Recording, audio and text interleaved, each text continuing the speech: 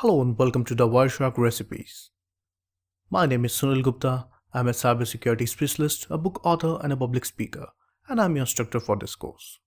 Now let's talk about the course overview. So in this course, first of all, we are going to learn about the basics of Wireshark, and we'll learn about how you can install Wireshark inside Linux and Windows operating system, and we will talk about various interfaces.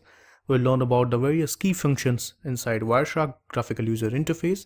Then we will learn about the Wireshark command line interface, T-Shark.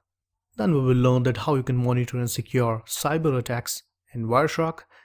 And finally, we will end up this course with the Wireshark troubleshooting steps. Now, if I talk about the course goal, then you can see in the first point that the course is designed to provide fundamental skills needed to analyze the network using Wireshark.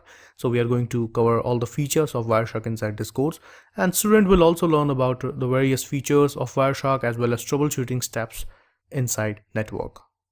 If I talk about the setup, we have a very simple setup here. We have Windows and Linux machine, and inside both machines we will install Wireshark, and then we can use Wireshark for gathering information about the network.